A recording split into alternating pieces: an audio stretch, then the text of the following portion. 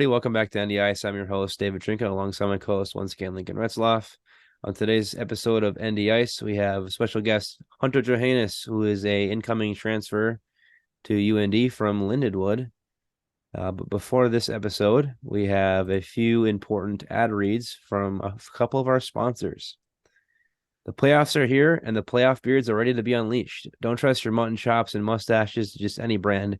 Duke Cannon Supply Co. makes hardworking grooming products for hardworking guys, and their products will help keep your facial hair in championship form. From their beard and wash and balms into beard oil, they have your back and your face covered. Duke Cannon, work harder, smell better. Stock up on DukeCannon.com and use code BEER10 for 10% off your next order. Dude Cannon is an official sponsor of the Minnesota Wild. The Chill Boys make life-changing underwear. What do these boxers and briefs do? Well, for starters, they're made out of bamboo, a fabric specifically designed to keep the boys cool when you need it the most. You can feel the difference from the moment you open the package and feel the cooling sensation of the Chill Boys boxers briefs. Join the movement. Ditch those old-fashioned, low-tech underwear that will just leave you sitting in a swamp. Refresh your underwear drawer with the Chill Boys this summer. Chill Boys will keep you comfortable where it counts. Don't take our word for it. Try some life-changing underwear for yourself. Visit thechillboys.com and keep the boys cool this summer. I gotta say, before I see the next one, I'm wearing Chill Boys right now, and they're pretty unreal. Go get yourself some. They're pretty comfortable, and they do keep the boys chill. We have a new sponsor. It's a Minnesota brand and one of the most fast-growing and most exciting clothing brands on the planet. Unreal. Unreal is an independent clothing brand crafted around the athlete. What that means is they're not owned by a big conglomerate. They weren't spit out by the algorithm, and they aren't VC backed. Quite the contrary. As Unreal is a self-made company started by an entrepreneur with $300 and an idea. Unreal makes clothing for athletes. Unreal clothing is intelligently engineered to fit the body types of big and tall pros and everyday athletes alike. The perfect balance of professionalism and performance.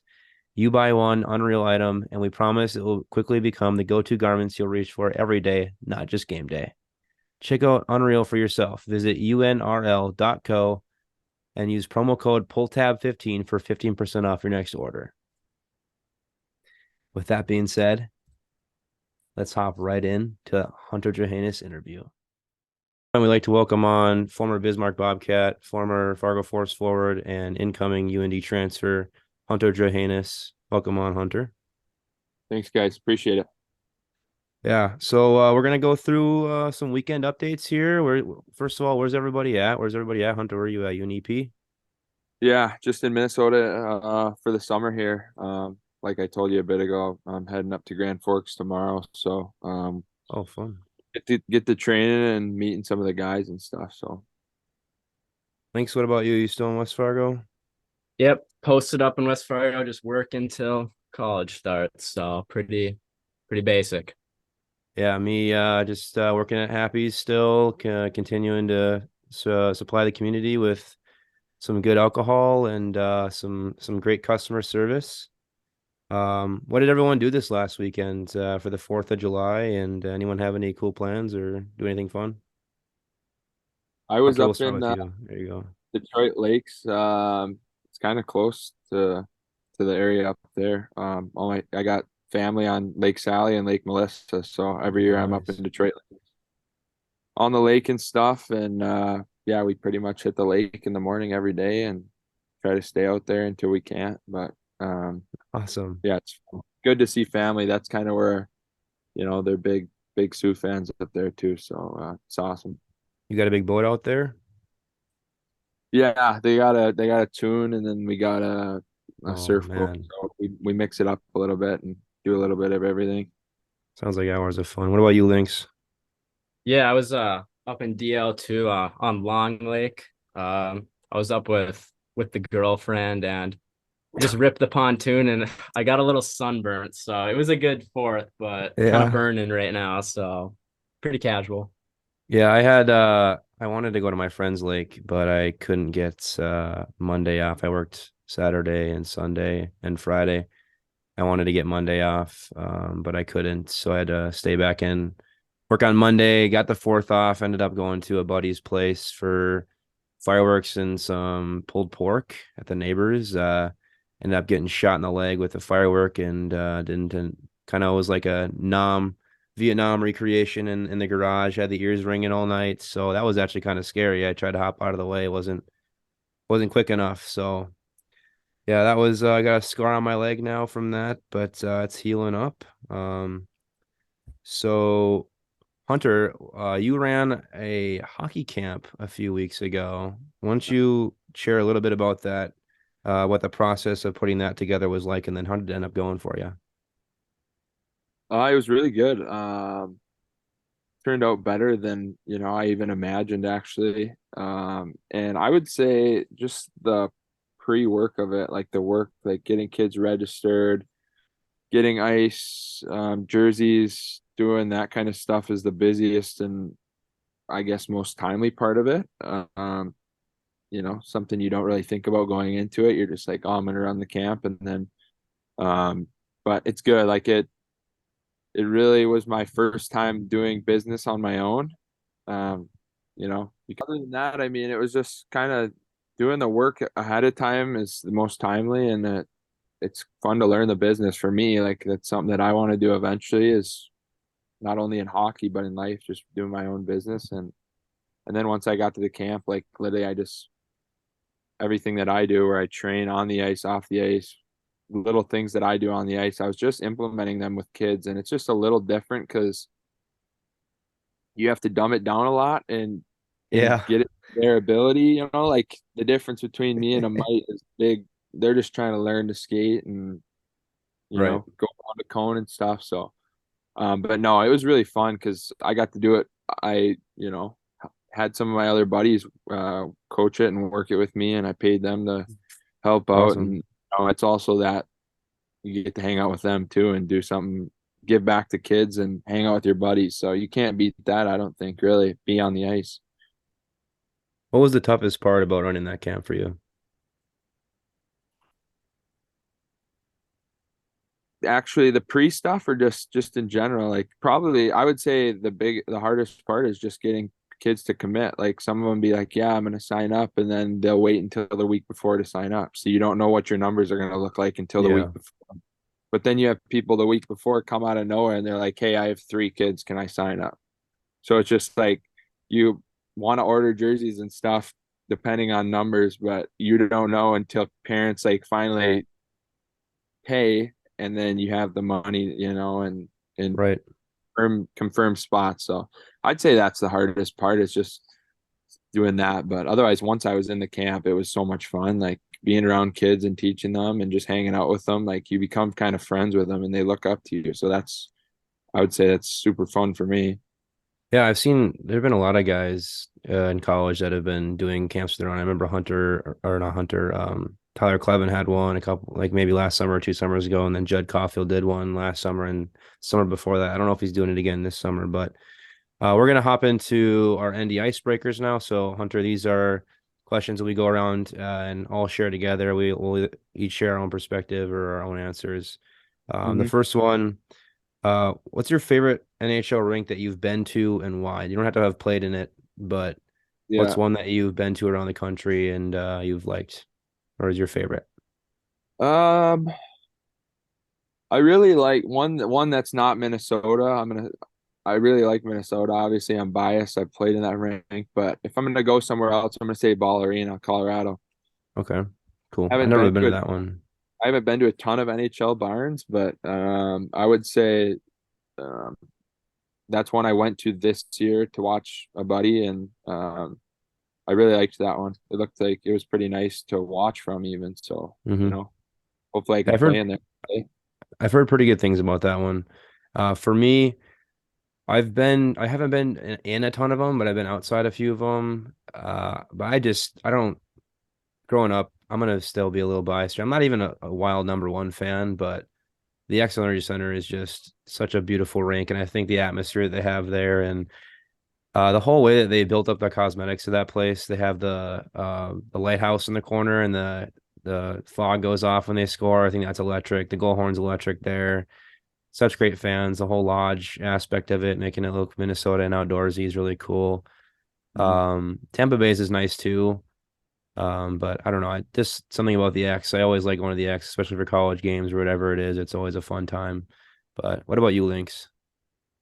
Uh, I haven't really gone to any NHL games, but kind of to switch up from the X, I went to the T-Mobile in Vegas was pretty nice when we watched UND Oh, play sick. Yeah. ASU there. So I like that arena. Probably it's the only other one I've been to besides the X, but I thought it was pretty nice, pretty new. So So, Lincoln, we'll start with you on this one, and then we'll go to probably Hunter and then finish me last. If you could meet and hang out with one celebrity for a day, alive or not, who would it be and why? uh I was looking at this question before and I couldn't really think of anyone, but someone just came to mind. I think it'd be cool to like hang out with like Shaq or something, just see what that guy does on a daily basis. That'd be Yeah. different. Like check out what he's doing at his house or what? Yeah. Go to his 100%. house. And he's a businessman. He's He dialed in. is, yeah. Yeah, that'd be cool. What about you, Hunt? I'd go. Think I'd have to go Matthew McConaughey. Oh Yeah. yeah. Big Yeah, That's a Matthew good one. McConaughey fan? dialed in on life and good vibes. Um, I don't know. He's just very wise, I think. So I think learning from him. I read his Green Lights book and I really like that one. So Like Interstellar? yeah, yep.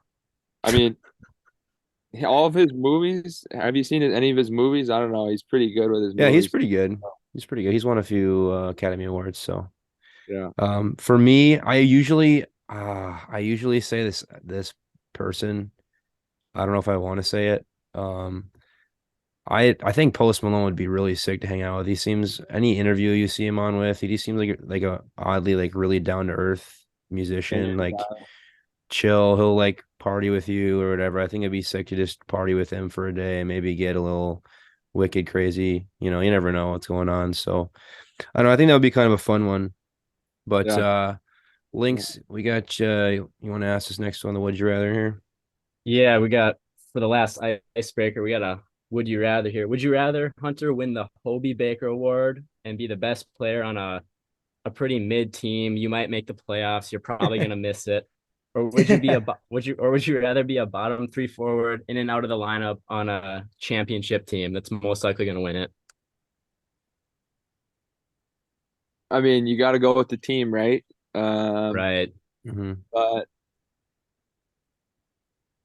it's tough. It's tough because I've been in those shoes before, and when you're not playing, um, it's different if you're bottom three and you're not playing. If you're bottom Mm-hmm. hmm bottom six forward, you're playing still and you're contributing. When you're watching, it's whole different. And Let's just say obviously, you get to be on the ice for the title. You get to be on the ice. You're on the ice for it. You were playing that yeah, game. I'm 100% like I'm for the team, but obviously, like just like for some people, like when you're watching in the stands, you feel like you're Oh not yeah. doing what you're Yeah. meant to be doing or you're brought in to be doing. So it's like you're rooting for your boys, but it's obviously still very hard. But yeah, for sure, you got to go hmm with the boys. I mean, because the guys that you win a championship with, you'll like be best friends with, and you're probably gonna have the best team chemistry ever. You know what For I mean? sure. Mm-hmm. So even Yeah. if like you're not playing, you probably still have the best group of guys that you've ever been with before. So For yeah, you sure. got to go 100%. Yeah, for me, I think I would. I mean, if you're winning the Hobie Baker Award, you're going to be able to go anywhere you want. So, I mean, that could be tagged along with it where you could play anywhere after that. But I would definitely pick. I mean, if I could play on UND and be a bottom, I wouldn't even care. I'd be on practice squad and win a national championship with UND. I wouldn't care. But that's easy to say from my perspective. But yeah, I'd probably pick the team as well. What about you, Lynx? Yeah, I think you gotta go with the team. Uh Obviously we've all been there before when you're not playing and it sucks sitting in the stands, but I just think winning a national championship would just be unreal. Oh man, And if you're especially playing on it's like North Dakota and you're bottom six, like you could be top six at any other organization. You know what I Oh, for mean? for sure. sure, yeah. It's Yeah. one of those things where it's like, well, it depends what team you're on too, I think, and stuff like that. But It obviously, I is mean, tough. you want to win the chip every time. So, and I didn't even have that opportunity like in Lindenwood because we are a brand new team, so we were just Hmm. regular season and out, you know. Hmm. So I kind of knew like every game for me was it like it's a playoff game because For after the sure. regular season's over, I'm done. So For sure. Well, we're going to get into our basic questions here now. These are questions that we usually ask every person we have on. But we haven't asked this one before, but I'm curious because we haven't had you on UND yet. And Schloss hasn't had the opportunity to know it and publish it in his articles because, he knows everything. He knows how to get on everything. So, yeah. what's your most common nickname in the locker room and why? Ooh, I would say Johan or Hunt. Johan, those are both good. Johan or I think I Hunt. have heard Johan before. I think I have maybe heard that one before from you, Yeah, from something reading it somewhere. yeah. Um, which hockey player was your idol growing up? And then if that's a NHL player or a different player, and then if you also watched UND, which I'm sure you did, who was your favorite UND player as well growing up? So an oldie, like when I was really young, was Joe Sakic. I loved Joe Hmm. Sakic growing up. And then as I got older, Joe retired, so I kind of had to pick a new one. And then I went to TJ Oshie, who's also a UND guy. Hmm. Love that one. It's like how he's a Minnesota guy too, and Hmm. he he's just a good. He seems like a good. He's a good player. He's a good teammate. Like he's kind of like all those things, and he's like a physical guy, but he can score too. Like I kind of Exactly. try to Just model electric. after him. Yeah, he's electric. So obviously you want to try to be like a guy like that. So then who was I mean, it's probably, you kind of already said it before, but who was your favorite hockey team growing up? Like the Wild, or did you like the Gophers too, or no? Yeah, I mean, I was predominantly a Wild fan, but no, growing up I was always a Gopher or Sioux fan. I mean, so because my family's from like Williston, North Dakota, and All right. so kind of after my grandparents we moved to Wisconsin, and that's where I grew up, but they always brought that Sioux with them. So that's kind of, it was like you grow up what your parents root for, one of those things. And I was always Oh, a Vikings fan, even though I lived in that's good. Hey, we like that. Or Lincoln doesn't like that because he's a Cowboys fan for some reason. I don't even know. But so you said you grew up in Wisconsin. How long did you grow up from Wisconsin before you moved to EP? till I was about 15 years old. So I lived in Wisconsin until I was Bantam. And then my Bantam double A year, I moved to Eden Prairie. Oh, okay. I Lived with Casey Mittelstadt and his family Yeah. for a year, played for Eden Prairie, and then finished my high school there. So I didn't know that. And EP or in not EP Elite Prospects fails to mention that you didn't play for EP. It says you played for EP Youth Hockey Association, so I assumed you grew up there. It says you were born there too, which is odd. I don't yeah, think that must be because right like when you're then. coming from like a small town, like where I grew up was 2,000 people, like they probably didn't even know who I was. You know what I mean? Like I didn't really probably even have an elite prospects profile. Um, there's a lot of kids like that who you don't really have a name until you get to somewhere where you can make a name, right? For sure. Like Yeah, I guess that makes sense. Yeah. Um, who introduced you to hockey and sparked your love for the game? my dad and grandpa, no question. My dad played for all growing up, played college, and then when I was 2, 3 years old, um, it was no question I was playing hockey. I don't know if you guys have seen that picture of me in the Sioux jersey, but Yeah. like Hmm. they had me in that right away, and that was the first time I stepped on the ice. So my dad's always been a huge motivator and catalyst in that area of my life ever since I was young, and even there'd be some days where I was like, I don't want to play today. And it was just like, well, you're going to play anyway, Yeah, which my was dad was like that too. good learning lessons and stuff that he taught me. But he was the president of our hockey organization in Wisconsin. So he basically ran that. And then when he also created his own AAA summer program that had, I don't know, I think he had 20 teams or more. And one of them was a North Dakota team as well. So he sold that to Showcase, I don't know, it's been a while now, but yeah, like doing things like that, like being in Wisconsin, you don't always there's not as much summer hockey there. So for him to create a program, just kind of he did it for other kids too, but it was like it gave me an opportunity to keep playing and keep getting better. And I think if things like that didn't happen in my life, like I don't know if I would still be where I am today. Being able to play with like elite kids, like that's where I met Casey Mittelstadt. Like he played on my team, and guys like Kiefer Bellows and I could go on. I eventually started playing blades, and we would drive after school from Wisconsin, and I would go to blades practice 2 hours, and then we would drive back 2 hours. So we Mhm. were doing some crazy stuff. But I think all hockey parents have to be a little crazy. For sure, for sure. What would you say your strength is on the ice? And what would you say you do well then? I would say for a big man, I skate well and I shoot well. I think Mhm. I think anybody can check, um, but it's a matter of if you want to do it, Mhm. and I choose to do it. You could be 5'9" and still check if you know how to do it the right way. But for me, if you get me the puck, I rip it. And for a big guy, I can skate too. So that's kind of the two areas I really like to use when I'm on the ice and exploit. And so, For sure. Yeah. So you talked a little bit about being an EP, and we didn't. I have questions on here for when it was earlier, but I didn't know that you, you didn't grow up in Eden Prairie, so I apologize for that. oh, you're But what good. was if you did you have a favorite rink in the Minnesota or the city's area to play in when you were playing for Eden Prairie? Um, Besides the X, don't say the X. yeah. That's what Besides I the said. X, I think you got to go like I think you got to go Braemar and Edina for like youth hockey. For Like sure. that was like the hot. It still is like the hockey central of Minnesota. And when you go in like Braemar West and you're playing Edina in a rivalry game and the place is packed, it's just like you Oh think yeah. you big time. It's some of the most fans I had ever played in front of. It's they pack that place like you're in a pro game when you're playing Bantams. It's crazy. Right.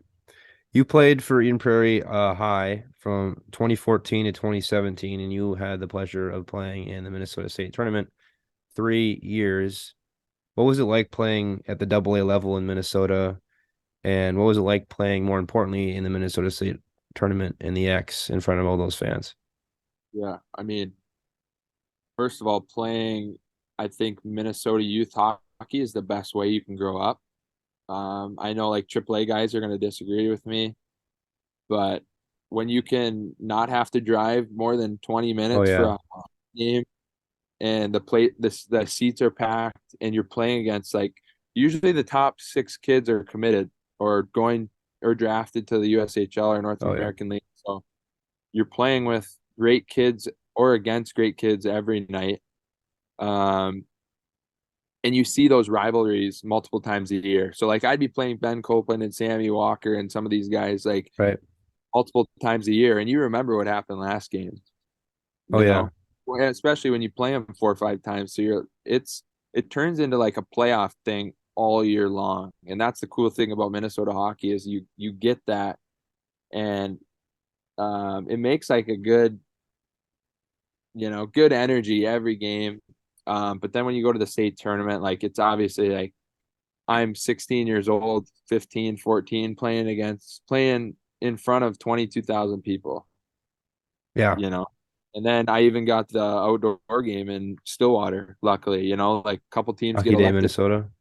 Yeah, and we got elected for that outside too. So I kind of got like all the experiences that every kid would dream of or think Oh of. And yeah. I was lucky enough, like, sometimes life takes you through that. And I luckily enough was able to do all those things. But I'd say the biggest thing is just, I don't know, being in those shoes before college, it really helps because now when I get in front of a big crowd, it doesn't like scare me at all or Oh yeah. anything. Honestly, it makes me more fired up. Like I would play on the East Get Coast. juiced. Yeah, I'd get juiced up and I'd play on the East Coast and then you go and there's nobody at the games and I'm like, what's this about? Or in high school. So and then we came back and we played like North Dakota, we played like Michigan, Minnesota. And for me, I was like, Denver, yeah. this is exactly where I'm supposed to be. I fit right in here. So Hmm. uh yeah, you can't be more lucky and grateful than I am to be able to have those opportunities. And I mean, like, why do we play the game too? It's like for my family to be able to get to go to those things is amazing. And, you see them after the game, and every year at the end of the state tournament, I'd just break down crying because it was an emotional experience, when you're Hmm. playing in such an amazing thing that not many kids get the opportunity to do. So yeah, For sure. I wouldn't trade it for anything. Yeah, I grew up in Minnesota too, so I know what it's like playing in the district. I didn't play in the heart in the cities. I played in like the St. Cloud area, so I had a different district. And Yeah. we'd play EP or we'd play Edina and we get absolutely smacked. Like we weren't like that good, but it was a lot of fun growing up and playing in all those different districts because you play those same teams all the time, multiple times a year, like you said, or you'd see them in tournaments a lot and you'd run into teams that you're familiar with or players that you're familiar with, and you grew those rivalries, like you said, especially with other players, and you grew a hatred for a lot of different teams, and it was always a lot of fun playing. Um, Yeah. And the do funny thing is, you? you Yeah, play sorry. with these guys like after you get out of high school, so you run into everybody down the road and the Hmm. hockey world gets smaller, and you become friends after you're like, oh, I always thought you were a prick on the ice. Now, Yeah. now I get to know you. Yeah. Yeah, that Northern hockey's getting a little better too. Even that St. Cloud Hmm. area, the Cathedrals, those guys are getting better. So it Hmm. helps when you grow and hockey grows and it grows numbers for sure. So EP was number one going into the 2016 Minnesota State High School tournament. And you guys ended up, I watched that game on TV because I hated Wyzetta. I hated Wyzetta more than anything. Yeah. Not that I was a big fan of Eden Prairie because I was a small town kid. So any of those big schools were relatively mean, or really talented anyway. It wasn't fun to play them. But Yeah. you played the title game against Wyzetta and you guys ended up losing that. What was that experience like for you? You know what? It's losing any time, especially in a big game like that. It's obviously um It's terrible. it's Heartbreaking. terrible. It's not fun. Um and again, like being in those games, you get to play with, like you say, if you get that far to like the state tournament, you're playing with an amazing group of guys. So Oh yeah. I think the hardest part about it is like you don't see those guys the next days at the rink practicing, and stuff like that. But for me now, it's like I would always get banged up about it after games and stuff, and it'd make me mad, and it still does. But I try to learn from things now and just be like, hey, like at least I got to play in that game. You know what I mean? Right. Yeah, right. They had a stud goalie. They had Alex Schilling, who in high school and even at Air Force, he was locked down some games, like there you get Hmm. those guys who can't score on them. So um unfortunately we didn't win one of the three times, but hey, we made it every year, and Oh yeah.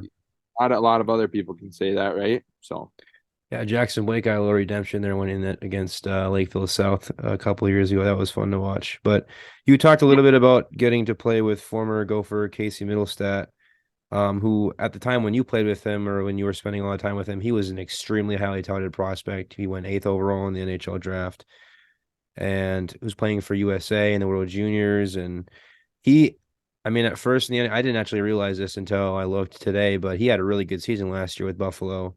But what was it like playing with him, especially with all the hype around him? Were there a lot of scouts around? What was going on the scene?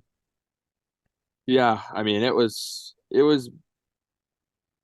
big time stuff. I'm coming from Wisconsin, and I don't even know what the USHL and stuff is right away, like my Banamir and stuff. And I eventually got drafted to Lincoln my junior year. But just having him around, obviously not only as a teammate but like a best friend, and he still is, was a great learning opportunity for me to just like, oh, he's doing this, so I'm gonna do it.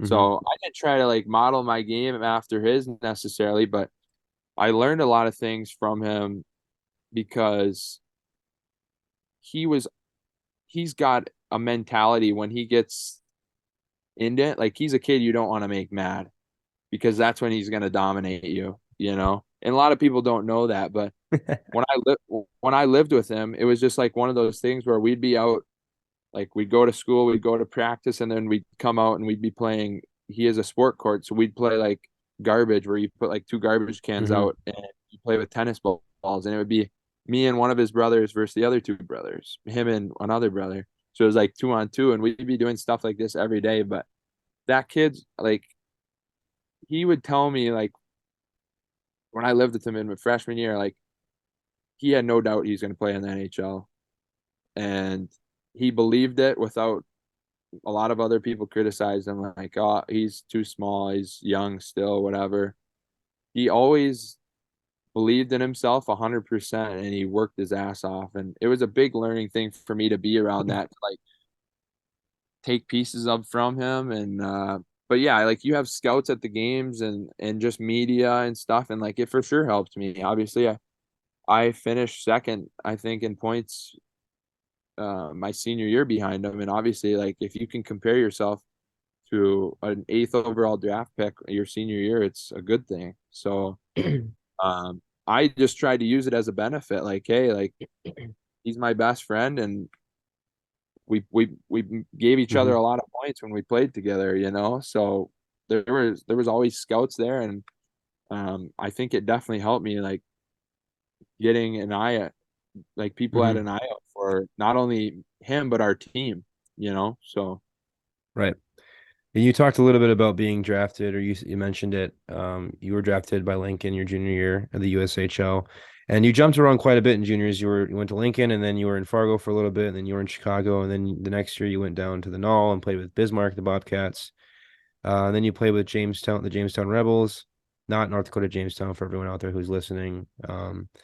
But what was it like going through all that movement in such a short amount of time? It was only like 2 years. You were on five different teams. What was that like? yeah, I mean, it was very difficult. And it's one of those things where I can, when I look back on it now, I mark it down as I was young. Hmm.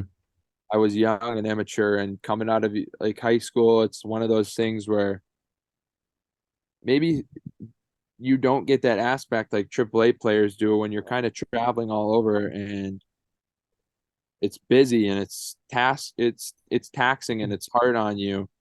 But yeah, I mean, obviously it's not easy moving teams. I lost my teeth.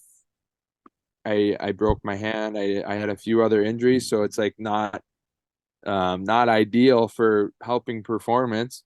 But then I also look at it as the biggest thing is I was too I was not focused on the task at hand, I don't think at the time. Like you have to every day learn how to get better, and not only just as a team, but like yourself. Like what are you going to do? What's a little thing you can change? How can you work out differently, stuff like that. And when you're young, you don't understand that. You just think like, oh, I'm just going to keep playing, you know what I mean? And Hmm. now looking back on it, I learned a lot of things in those trades and things, like how hockey works and how it's a business. Hmm. um and now it's benefited me to where I am today. Like I don't think I would change it, because I look at kids who had the head start on me years ago. I was like, oh, they got it all. They're going to the NHL. And now a lot of them are done playing hockey. And I'm Hmm. still playing. And it's because I got the failure early. I got the hard times early. You were I didn't get humbled the pretty quick. Yeah, I didn't get the easy route. And a lot of people didn't believe in me. And when you have things like that and you can actually soak them in and learn from them and navigate them, like a lot of coaches think it's a bad thing because they see it as, oh, he's getting traded or whatever.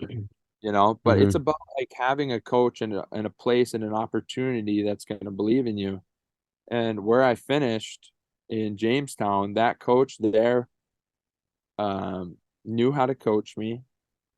He Hmm. believed in me, and I had fun. And it was just like kind of coming to the end of the road of juniors where um, when you have somebody who believes in you, and you can just go out and play, it's the funnest time of your life. But when you're kind of playing on eggshells and you're thinking this and that, and you're Low young and immature, confidence. Yeah. yeah, low confidence, and you don't understand things like, why am I not playing? It's the reason we're all there to play at the end of the day is what that's like our purpose. Like that's why we play, Right. because we want to be on the ice and contribute to the team. And when you're not doing that, it's hard to um have passion for it per se. And that's Right. something that I've found in kind of myself now, is like I don't let the external things motivate me anymore. It's like, can I motivate myself, and then I'm going to be the best player on the ice. Um, so yeah, I Hmm. mean, I took you through the long journey of it, kind of, that I was young and you got to learn, and Hmm. it's a business, but yeah, that's Right. kind of in a nutshell. You talked a little bit about Bismarck, and Bismarck's more in our realm of North Dakota, and I'm sure some people want to hear about this. What was it? Can you just bring us through here real quick? What was it like playing for Bismarck? And you were an assistant captain on that team. And then, do you have any favorite memories from playing on Bismarck Bobcats? Um, it was good. I mean, I had never really been to Bismarck before, honestly, before I played there. But I knew it was fairly close to home. I had been talking to the head coach for a while, and it was that year that the new 98 rule came out. So age outs, there could only be four per team. And I was on Chicago, and they were like, hey, you can come, but we can't guarantee you a spot. And so, you know Hmm. what? I was like, hey, I'm going to do this. I need to play. It was my age out year as a junior hockey player. And Hmm. um, so I went there and I enjoyed it. I, also learned more stuff there. And um, And learned that North Dakota is kind of a wasteland, I'm yeah, sure. yeah. I mean, it was just another good stop on the road, right? Like Yeah. the hockey journey take you all over, and it was good. I mean, I think one of my favorite parts is I had great fun billets there, and we lived on Hmm. the golf course, and I got to hang out with the boys a lot. Yeah, Awesome. so it was fun. So we'll hop more into your college days now. You started out at AIC for your first 3 years, American International.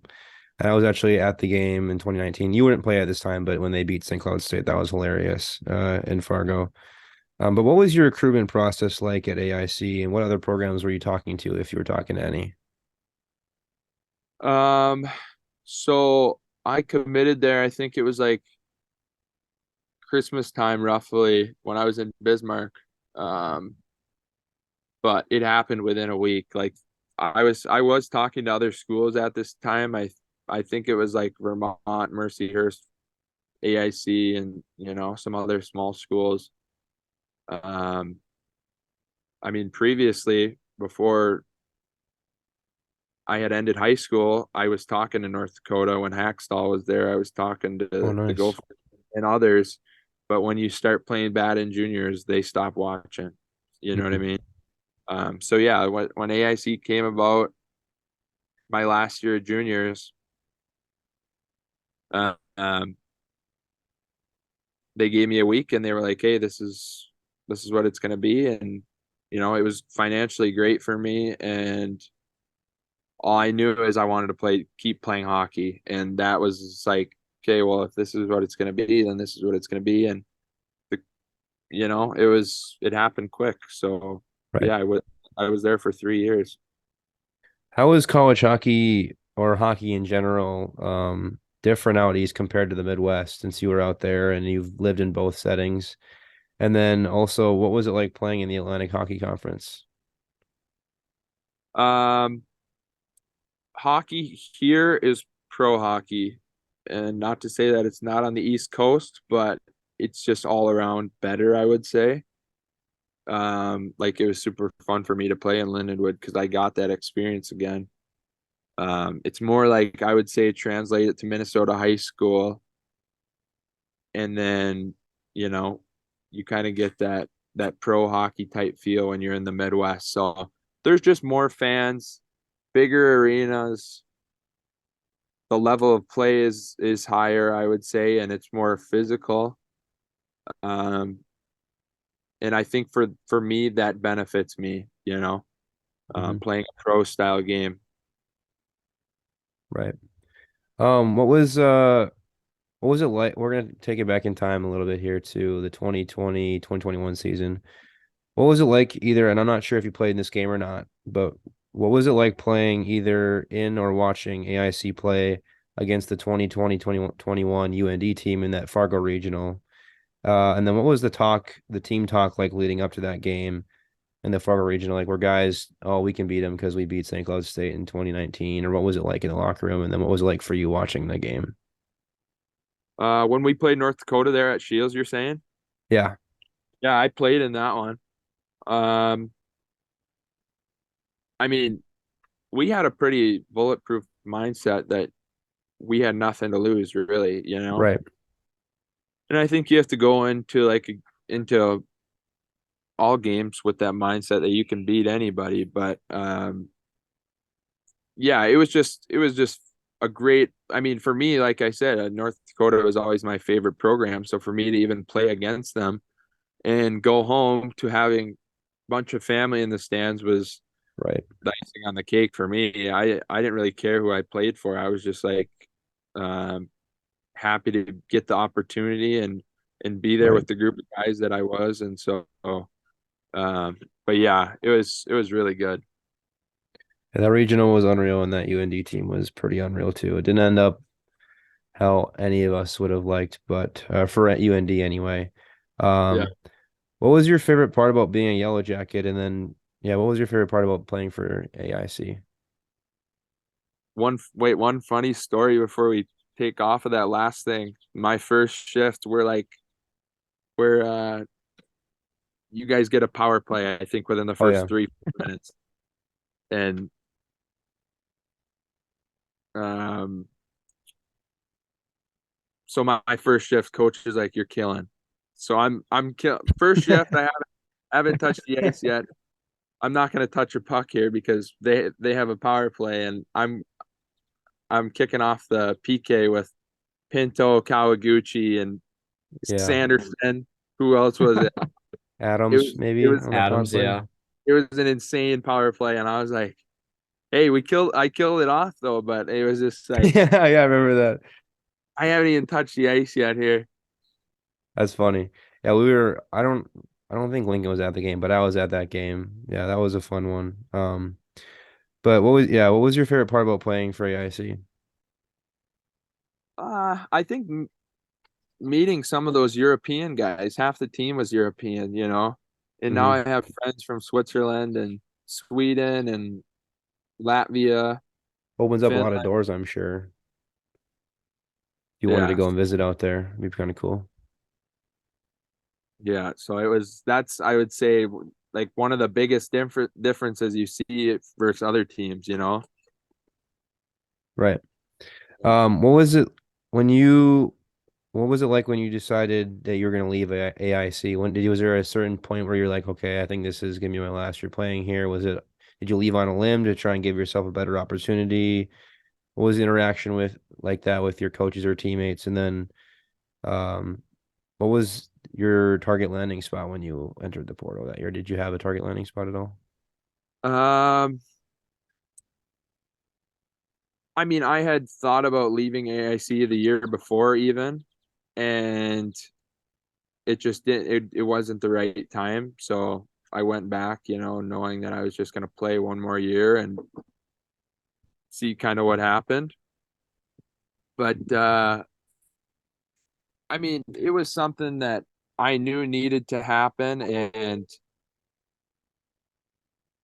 I mean, it went out good. I just told the coach, I was like, "Hey, like I've gave you my all for 3 years, and you haven't really respected it, and or nor given me the opportunity. And as a player, you can't keep going on like I say of like, Yeah, well, you're a part of the team, but you're not doing what you're there to do. And so for you to have like, in my eyes, for me to have passion for that, it's hard because you're not doing what you love. So I told him I was like, "Hey, I'm gonna go in the transfer portal. Nothing against you guys. Thank you for the 3 years, and Um, a lot of people talk about if it's a good or a bad thing, and I'm sure it can be used wrong, but for me, it's an unbelievable thing because if I wasn't there, who knows if that portal wasn't there, who knows, if I'd still be able to play hockey. Hmm. And to give a guy like me, like a place where somebody can use me and really let me flourish was the best thing for me. And you know what? I didn't really have like a target landing spot. I just wanted to play. Right. That's I think all any kid wants. It doesn't You wanted matter a if you program that wanted you. exactly if you're on the best Hmm. team or the worst team in college, as long as you're playing, you're probably going to be happy. That's Right. kind of a hockey player's mentality. And um, we after I was in the portal, I reached out to Brad Barry. He told me no, and he was one of my first calls, but it was worth the opportunity. And we told Hmm. him like, hey, like I'll go there for no money, because I'm a Minnesota resident and it was always a dream to play there. So Hmm. for me, if it was my last year, it was my last year. But he told me no, and so I had to move on from that, which was fine. And then, but you know what? Lindenwood reached out to me pretty quickly after I went in. The coaches were they loved me.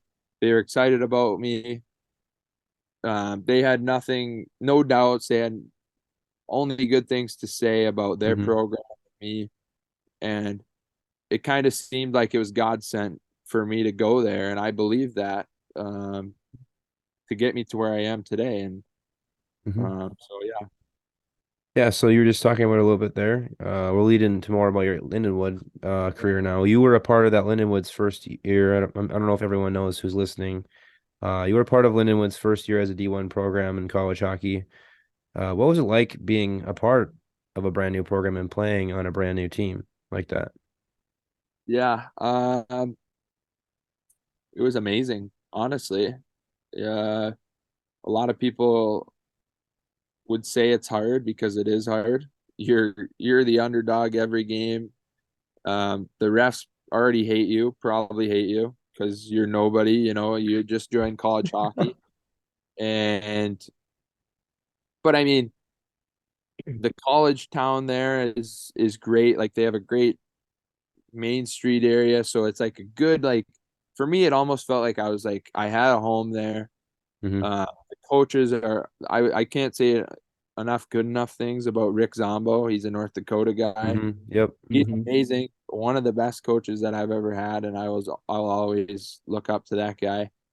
Um, but yeah, I mean, I loved it, and I even thought about going back this year. But Hmm. um, another thing that I think a little thing from God. Like I think I got to move on here. If I Right. want to play in the NHL and keep reaching for those dreams and taking steps forward, you got to change. And a lot like that's going back to like being traded around and stuff. People look at being traded and being in different places as bad thing. But really change is a great thing in life. And that's why like I learned so many things and I know a lot more things than other guys do because I've been down a bunch of different roads. Right. Uh, but yeah, I mean, Lindenwood is going to be a great spot in the next few years, and I can't wait to see when they can compete in playoffs Right. because I can see it being a great program and possibly. I mean, I know they want to join the NCHC, but you know how that goes for ASU. It took them how many Yeah. years? Yeah. Yeah. So Because they don't, Lindenwood doesn't have they have a pretty decent building too, don't they? They play in St. Louis's practice facility. yeah, and they have their own rink and they got plans to do like additions to do suites on it and stuff. I mean, Oh, nice. everything's professionally done there. Um, It's great to see already. just at a smaller scale, but I think they host like one of the section games this year, if I'm not Hmm. mistaken, at Yeah, St. they might host one of the regionals. I'm not sure. I think they do host one of them. Now that you Yeah, say that, I know they host something. That you do say that now. I remember hearing that. yeah. Um, what would you so looking back at your point totals, you had an increase in point totals at AIC every year, but what can you explain? Can you even explain your drastic increase in point production from last year? You almost won a point per game. You went from having, I think it was 7 points 2 years ago to having 28. If I see that right. Yeah, 29 points in 28 games. You did go over a point per game. Yeah. Can you explain how that can you explain that drastic increase or what changed or went well that season to make that happen for you? Opportunity, opportunity, respect, and a coach that puts you on the ice. Hmm. It's a pretty simple thing on that field, and then also on me, just keep doing what I'm doing and learning something new every day. The coaches at Lindenwood were great about um shooting something new into my game each month. Okay, we're gonna focus on this. Okay, we're gonna focus on that. And it was like, oh, it was little additions that made big rewards for me. And when you can play and be put on the ice more and be trusted, like I made mistakes this year, but Hmm. when you can make mistakes and a coach still respects you for it and gives you room to learn and grow through those things, there's nothing better as a player Right. than making a mistake, coming back to the bench, knowing it, talking about it with your coaches or your teammates, and then going back and go changing it either that game or the next game and building. Like this year, like it was all about growth for me, and I took it a day at a time. But for me to like have those point totals, it came from work that I was doing. It came from opportunity from the coaches, and I think staying close to my faith, obviously, and you got to snap the pill, right? So I was Right. shooting. So I mean, it's a combination of things, but you have to be on the ice to get any of that. And I wasn't getting that in the past.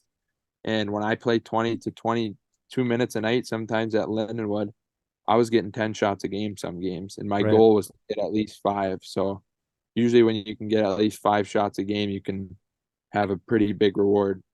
Would you say that Rick Zombo just generally probably would you say he fits his coaching style just fits your game better than maybe it did the coach at AIC? 100%. 100%. And all coaches coach differently, but Zoms is, like I say, he's like a North Dakota guy. He's a little bit rougher and tougher, but Yeah. he still realizes the skill side of the game too. Like, and a big part of my game we worked on was he knew I could shoot the puck, so he wanted to get people to make plays to me. And it was all Right. about me getting open for those plays and then really shooting it. So yeah, he understood me big time, and it was not only as a coach, like he would be a human being to me, Right. somebody that you can have a conversation with. He'd come and sit in the lounge and we'd watch hockey highlights of him fighting somebody. Like that was Zom. That's awesome. He's just a character. That's Like he's one of the electric.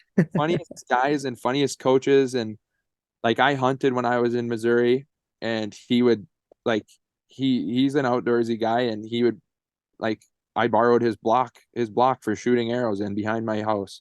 It's just like he's a great human being who not only understands that hockey is not only just a game, but there's other parts of life too, and you have to Right. balance both of them and be a good human. And he in the locker room, he would make sure that was a point all the time. How are you doing?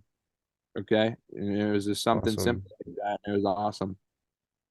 So you got to travel with Lindenwood to play AIC last year, and you got to return home to where you played the 3 years prior. What was that return like for you? And then I didn't look, but did you end up scoring any points or rubbing it in anybody's face or anything like that? My second game, or my the first game in my second shift, I made a hit on a guy and got kicked out. Oh, really? Oh Didn't my God. didn't play the rest of the weekend. You didn't get to play at Wow. all, really? So Oh so man, I so had I no suited up. idea. I suited up. Oh boy, I was ready to dominate too. All I wanted to do They was wanted you out of there. bury three. Yeah, they wanted me there so bad because they knew I'd be coming to score and do it all and do things that they wouldn't let me do there. So yeah, it was unfortunate, Oh, but I was pretty mad. but hey, the next weekend I think we went to like Army or something and we swept them, so that made it fine. Or Bentley That's maybe. awesome. It was Yeah, Bentley, I think. Yeah. we went to Bentley and it was fun there. So We'll move into your North Dakota side a little bit now with going to UND. What was your recruitment process like for this summer when you entered the transfer portal and came to UND? And then did Rick Zombo help at all with that, being a UND guy? yeah, I mean, Rick didn't necessarily help with the UND part directly. Um, but I had spoken to him all season long as to what my plans should be. And we talked about pro hockey. We talked about coming back. Obviously, we didn't talk about transferring because he's probably not what he wanted. You know what I mean? Yeah. If I would have played college hockey, probably would have wanted me with him. But yeah, I was sitting in my bed one night and I just had this weird feeling like maybe this is something that I should do. Maybe I should enter the transfer portal because I had seen who had been in there for other Hmm. guys, and I just know the type of player I am. And Yeah. I think I've been saying a lot, but I think it's God sent that. It was just something that I had a feeling like some things you can't explain things, but you should Yeah. just do it. And I'm usually a guy that trusts that gut. And so I called my advisor. I was like, hey, like, what do you think about this? And I ended up deciding to make that decision. And Hmm. so I called Zoms, I called the lady at the school there and got the transfer inputted. Yeah. Uh, did it all the necessary things you had to do to officially be able to talk to other teams. And then after that, I just kind of um, obviously my first call was Brad Berry. Hmm. Awesome. That must have felt good. Yeah, so but I had been reached out to by other teams as well, but Which ones? uh Quinnipiac, they had just won Ooh. the title the day Yeah. before. I was there for that. That was hilarious. Yeah, so it was but nobody was gonna beat the Sioux for me. Like it was just Yeah. Mhm. wasn't gonna happen. So yeah, it was luckily like I go into the portal and I knew like I don't know where I'm gonna go. You hope that feeling of going in there works out and that you can go to somewhere that you like. And luckily, like North Dakota had people leaving Yeah. and it worked out for me to go in there. And uh, I think it was like not shortly after, whenever, and I don't know what the date was, but we got it done. And um, It was yeah, probably 2 days after. I remember I was in the airport when it happened. yeah. When So I when was you just, announced when they got announced that you were coming. it was surreal to me because when like I had called, like I said, I've talked to Brad like in years past when I was young in high school, and then Hmm. when I was in the portal before, and now I finally go in the portal again, not knowing for the third time, I'm thinking Yeah. it's probably not going to happen again. But hey, third time's a charm, right? Right. So, Hmm. Well, yeah, one thing for me is so I kind of vaguely remember a little bit from that AIC game when they played UND in that regional, seeing the name on the I for some reason I'm like a visual guy. I kind of remember certain things. I kind of remember seeing your name, I feel like on a nameplate on one of those AIC jerseys. But last year my mom had season tickets on the glass, and when you scored that goal, I was just watching it to try and see if you could see on the glass, but the cameraman was doing, I don't know what he was doing, probably picking his nose or something. But yeah. um you scored, and well, I remember first of all you hit laid it like the shift before that, maybe you maybe hit a really big hit on the glass right in front of us too, and I was like, oh, this guy's a big guy, look at him Yeah. go. And and then you scored that goal, and then you came right up to the glass and smashed the glass right in front of me and my mom, and I'm like, who Oh, is are this you guys guy? okay? I'm like, who is this guy? Who's this guy think he is? And Yeah, then I looked at your name, and then I look at them like, you're this guy's a big guy. He obviously can score and shoot the puck. He just scored right in front of us. And when I saw you enter the portal and then Juddy left, I was like, we should probably get this guy. He'd be a good piece to have because I mean, you're a similar stature to Judd. You're a big guy who can hit and obviously can shoot the puck. And Yeah. then I was at the Frozen Four and watched Minnesota lose to Quinnipiac. And then we were at the airport, leaving, waiting to board our plane to go back to the cities. It was MSP. We were in the St. Petersburg airport, and I saw on Twitter that you were coming. I'm like, I had mentioned to people before, I'm like, we should get this guy. This guy would be a good addition. He'd fit perfectly. And Yeah. then you ended up coming. I was hyped. I made the graphic right away as soon as I could. So that was pretty cool. But I love it. I love it. That's good when you have people that want you to come there, other mhm, than just like the coaching too. Like when I went up there and met everybody, it was like, hey, we knew we were watching you when we played you guys, and it was like mhm. cool because people want me there, and especially when you're like a Sioux fan from a kid, Oh yeah, people love for that. So sure. Is there any reason? I mean, what number were you last year? 27? I was 21 last year, actually. 21. Okay. I put 27, so I just went with 21. Yeah. Was there a reason you picked number 28? Juddy's number? There wasn't really. I mean, I wore it in Fargo, so I was like, there's not that many options open, so I was just Yeah, like, that's go with true. it again. But I had in North Dakota before. I'll stick with it again. Yeah, so we had Cam. I was gonna ask you know what your living situation is, but Cam, when we had Cam on a couple weeks ago, he already told us that he was living with you and Keaton Pearson and Logan Britt. Yeah. Um, but what was it like getting that all together? And then I mean, you kind of just talked about it a little bit. Were the boys welcoming? And then have you clicked with a lot of them yet, or what's the scene like so far? I mean, you'll get to spend a lot of time with them here pretty soon. Yeah. I mean, the coaching staff is great in helping you kind of get comfortable and things you need. So they kind of helped me out initially, and then I quickly found that there's not a ton of housing left in Grand Forks right now. So Yeah, we it kind goes of out quick. this was like the last like thing I could find, and I told those guys, and I had been communicating with Coach Barry too. I was like, hey, like this is all I can find, so we better do it here. Um, Where is it? Is it on campus or is it a little bit far away just an or apartment off campus, yeah. So, okay. but yeah, I was like, hey boys, we better just do this. So I kind of dialed it in, called the lady on it, and fortunately we got it because I don't know if we didn't get this, I don't know where we'd be. We might be in your basement Yeah. or something. Is there what's your largest personal goal for next season? And then also, what in your eyes has to happen to you or for you to be successful or as last season or have the season like last year? My biggest goal is to win the national championship and the Penrose Mm-hmm. Cup. Oh yeah. That's Pretty right, the sick. Yeah. Penrose, correct? Yep, that's right. Yeah, Pene those are. Rosa. I've already been thinking about those a lot, and I really believe that we can do that. Oh, I think so Everybody, too. Yeah. everybody's like Gophers this and that and whatever, and I'm just like, I don't say much. I'm just like, we're gonna come out of the woods, and nobody's Mm-hmm. gonna. Mhm. And I think the coaching staff has done a great job assembling the group we have, I do even though too.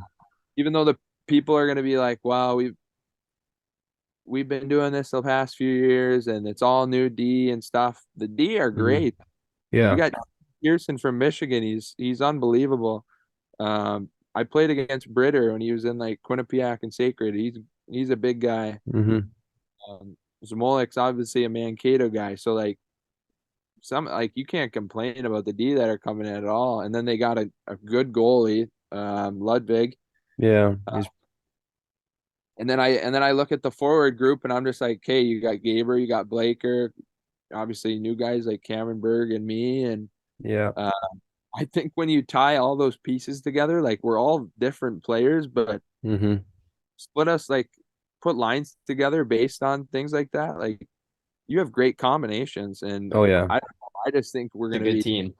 I think we're gonna be sneaky good, and nobody knows it really. But I just let people say whatever. Like I don't Oh really yeah. care. Gotta I let only the dumpster fire burn, man. So many shit talkers on Twitter and everywhere. They just don't know. They just find it. It seems like someone's always finding something to complain No, about. it's bad. Yeah. that's how it goes. But No, yeah, it's terrible, and so they always have so low expectations, and Especially when we got Yeah. all these new guys coming in, they're all worried about chemistry right away. Like every team has to develop chemistry, no matter if there's a bunch of returning players or not. We're But hockey players. It takes about a mhm, weekend for us to build chemistry if we really like if you know what I mean. So we all yeah. get each other and but yeah, those are my two big goals. Like I dream about a national championship in the Penrose Cup. I've Oh been yeah. thinking about it all summer. And for me to get those things as a team and individually, I think that I don't know, like if I had to name three things that I need to keep doing, stay close to my faith and use that every day. Number two, keep finding something to learn and change every day. So just growth Mhm. on my end. Um, Communication with my teammates obviously is big, and then um, protecting the puck and being able to get into spaces where I can shoot. Like I know I'm playing on a team that's skilled enough where guys are going to find me with like passes. Right. You know, like I didn't always have that in other places, but now I'm on a team where like you have Jackson Blake, he can triangle pass like nobody I've ever seen before. Yeah. Skip, flipping it under blades through skates. If I can get open when that kid's on the ice, it could be, yeah, Done. like be a It's great over. opportunity.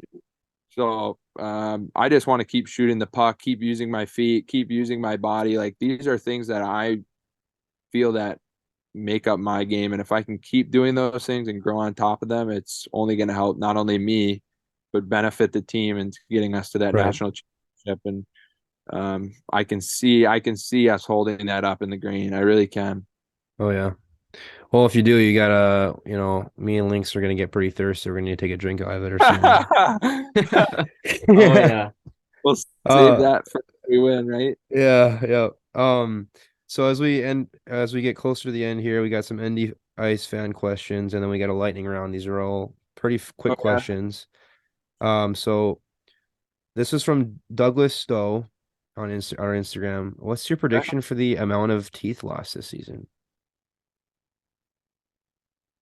I mean, we have cages on, so I hope not Yeah, too many. I hope not too many either.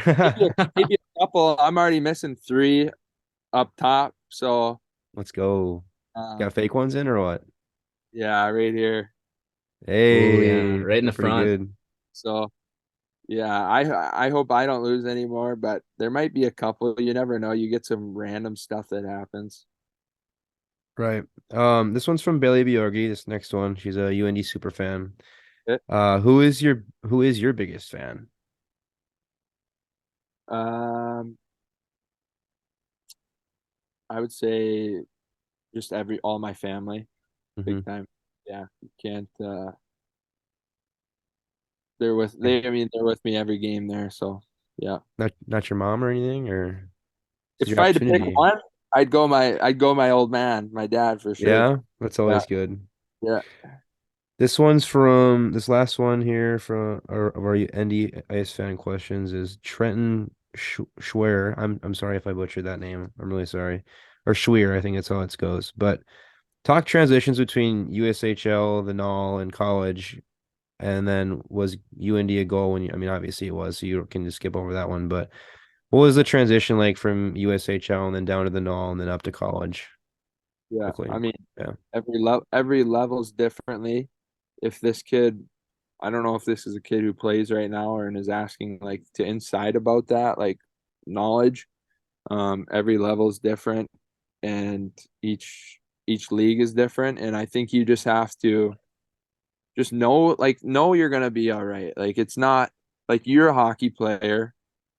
Don't stress and worry about like, oh, I'm going to this league or I'm going to this team or whatever, or where you're going to be in the lineup. Like, just know it's going to be all right. And when you show up, just like get relative with the situation. Like I mentioned, I listen to Green Lights, Matthew McConaughey. Big one he talks about is getting relative. It's just like, okay, well, it's basically saying like, here's the cards you're dealt with. Now do your best from it, in my eyes.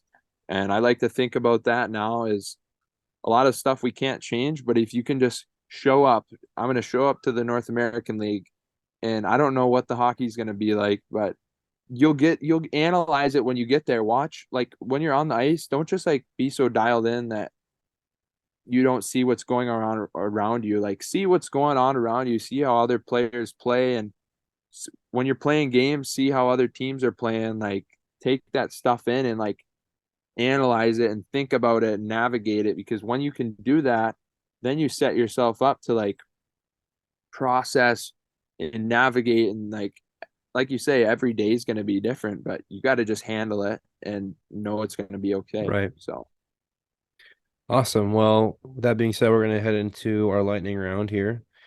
Uh, so what's do you have is there a game that stands out to you as your favorite that you've ever played in? for sure, I mean, this year I loved the Gopher game coming Mm. back home. That was cool. Um, Yost was very cool. Obviously, playing in North Dakota on rail, and then in high school, you can't beat those state tournament and outdoor game. Oh Oh yeah. yeah, You for know, sure. so Any outdoor game I feel like would be just absolutely unreal. yeah, that's like you're getting ready, getting dressed in a shed, and you're walking with skate guards. Hmm. So, That's a dream. real deal. What's your favorite goal you've ever scored? I think the one against the Gophers this year or Michigan, you could name them the same, right? The Yeah, little the backhand toe drag there. So Oh that yeah. that was those sick. ones Yeah. would be my favorites Didn't you probably. sell into the glass for that one too in Minnesota? Yeah, yeah, That was sick. Yeah. Uh, what's the toughest loss? Is it the state championship? yeah. Probably a state championship game for sure. Who was your favorite team to play against in college hockey or so far? Favorite one? North Dakota or the Gophers. Yeah, either of those. I was juiced for both of them. So, Favorite rink to play in besides the Ralph? ooh, Not the X Mar- either. Mariucci then. Okay. Is there a Good certain tier choice. list? Like where's the Yost on there, and then where's the I don't know if the See, Magnus is on there too, because you got the to Yost. play against Oh yeah, all I of them. forget about Magnus too. But the Yost has good environment. Like I love like people were yapping in our ear all game. It's loud, it's Hmm. old school, it's cool, but the ice is horrible. Like I can't like if I had to rank ice on a scale, it would be North Dakota at the top and the Yost would be like the worst. It was Is it too soft and soft or what? Okay. bumpy, and it's just like you play two games there and then you have morning skates and the ice is just a disaster. So Well, it's good to know that UND has really good ice because I mean you'll see it being on the when we had tickets on the glass, you can just see how crisp it looks before they start warm ups. It looks like no other ice I've ever seen. It looks amazing. They do a great job. Um, do you have any superstitions, personal or team? Did you have any interesting team superstitions either? just before I get ready, I tape my stick and I like having a cup of Joe and getting loose. Nothing crazy. Did you ever have a specific player you hated in hockey or college hockey at all? You hate them, like you despise them. You'll play against them. You want to just wreck them. Anyone that stands out to you. Um, in high school, it was Hank Sorensen. What's he He up to now? played for He's working a YZ. 9 to 5. He's working 9 to 5 or anything. I don't know. I know he played for there, but I don't know. I don't know if he's still playing. Um, in college though, like I hated playing against Draper on Michigan this year. Yeah. Just didn't like care if the puck was on the ice. Like he didn't even need to really like touch it. It just seemed like he was just like running guys and um yeah, he I don't even think he played like a lot, but it was a battle versus me and him a little bit. Right. And I think this next question is a pretty good one for you because you've played all over the country. You played all over for different conferences, different leagues, and you played, especially last year, against a lot of top tier programs. Yeah. Was which player in college, your college career, would you say was the toughest to play against? Which player? Yeah. Is there one that stands out to you or a couple maybe? Um it's probably gonna be like a defense for me if it's anybody, because forwards like you can usually like it's a winning game lose. You turn the puck over, they turn the puck over. It's one of those. But D, it's like if you can't get by a D, you're in trouble Yeah. for you know what I mean? Denver had some good D this year. What was their captain's name from Canada? Oh, Justin Lee. Yeah, yeah, he We was good. have one of our He friend was a groups has a running joke that we hate him because he got in a fight with Tyler Clevin 2 years ago when we swept him at home, and it was like "F you, Lee" was the kind of thing. We didn't say "F you," we said the real thing, but that was kind of the yeah, joke. But yeah. I No, didn't. he was one of the better D that I played this year, just like trying to get around him, you know what I mean, and battle him in the corner. Yeah. What was the toughest team to play against in college?